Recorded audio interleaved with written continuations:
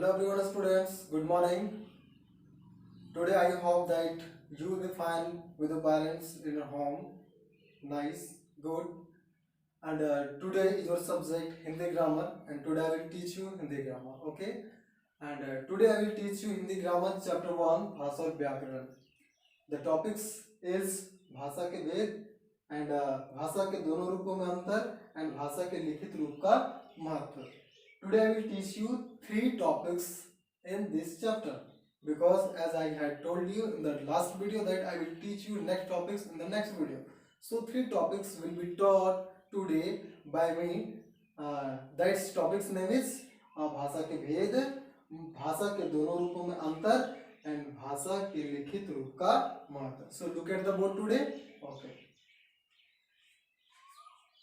भाषा के भेद. मैंने आपको लास्ट वीडियो में बताया था कि भाषा के 2 भेद होते हैं. ये मैंने पहले आपको बतला दिया था, लेकिन मैं आज इसको भाषा के दोनों भेदों को डिफाइन करके बतलाऊंगा कि आखिर भाषा के जो भेद हैं, मौखिक भाषा और लिखित भाषा किसे कहते हैं. ठीक है, तो भाषा के भेद 2 हैं. कौन कौन है? मौखिक भाषा और लिखित भाषा.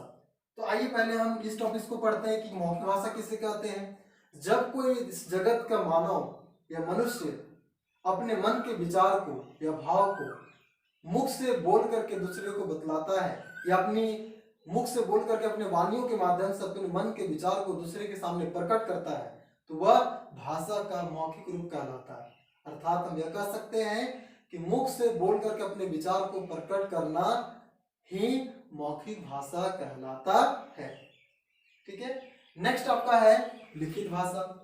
लिखित भाषा क्या है? लिखित भाषा का मतलब है कि जब हम लोग मौखिक भाषा को उसको लिख करके अपने मन के विचार को दूसरे के सामने प्रकट करते हैं, तो वह भाषा का लिखित रूप कहलाता है. अर्थात मौखिक भाषा को लिख करके अपने मन के विचार को एक दूसरे के सामने प्रकट करना ही लिखित भाषा कहलाता है. ठीक है, तो भाषा के 2 भेद है, मौखिक भाषा और लिखित भाषा, जिससे मैंने आपको डिफाइन कर दिया है. ठीक है, चलिए नेक्स्ट आपका टॉपिक्स है आज का भाषा के दोनों रूपों में अंतर. यानी कि भाषा के जो 2 रूप है, मौखिक भाषा और लिखित भाषा, दोनों भाषाओं में दोनों रूपों में क्या अंतर है? तो दोनों में अंतर बहुत ही है. दोनों में अंतर क्या है? मौखिक भाषा हम लोग बोल करके दूसरे को बतलाते हैं और मौखिक भाषा को परिवर्तन किया जा सकता है. ठीक है, इसका उतना मान्यता नहीं है. लेकिन लिखित भाषा को कभी भी हम लोग इसको परिवर्तन नहीं कर सकते हैं. लिखित भाषा स्थिर होता है, यह कभी असत्य नहीं हो सकता है. लिखित भाषा हमेशा जो लिखा जाता है वो कभी बदल नहीं सकता, उसको हम लोग कभी बदल नहीं सकते हैं. तो लिखित भाषा का इस दुनिया में बहुत ही ज्यादा वैल्यू है, जबकि मौखिक भाषा का उतना वैल्यू नहीं है. हम ये भी मानते हैं कि मौखिक भाषा का प्रयोग हमारे दैनिक जीवन में लिखित भाषा से कहीं ज्यादा किया जाता है. हम लोग अपने दैनिक जीवन में लिखित भाषा से ज्यादा मौखिक भाषा का ही प्रयोग करते हैं, लेकिन फिर भी लिखित भाषा का महत्व मौखिक भाषा से ज्यादा है.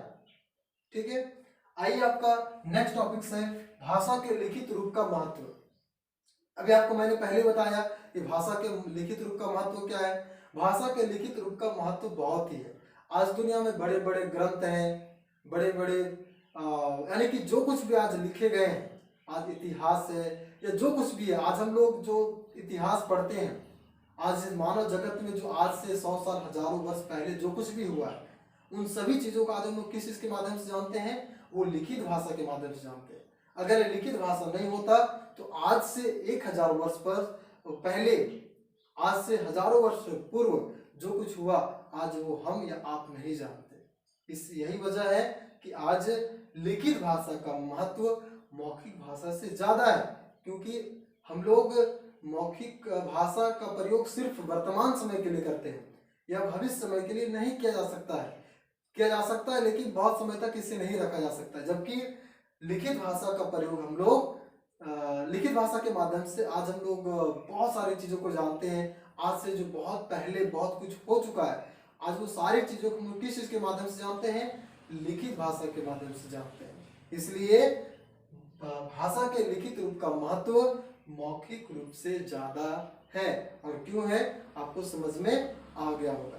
तो इन सारी चीजों को आपको जो मैं आपको लास्ट वीडियो में बताया था कि मैं जो कुछ बता रहा हूँ उसको आप लोग अपने घर में प्रयास करिए, अभ्यास करिए। आपको अपने घर में रह करके पढ़ाई पे भी ध्यान देना है, क्योंकि समय का ऐसा बलवान चीज है कि वह कभी लौट करके नहीं आता है। तो उस समय का आप लोग सदुपयोग करें, समय का पालन करें और समय के साथ आप लोग पढ़ाई भी करें, ताकि आपका जीवन सार्थक हो, निरर्थक ना हो।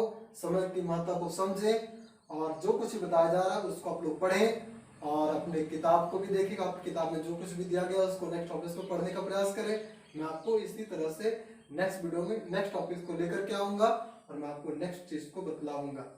तब तक आप लोग अपना ख्याल रखें, इस कोरोना वायरस महामारी से बचें और एक दूसरे को भी बचाने में मदद करें।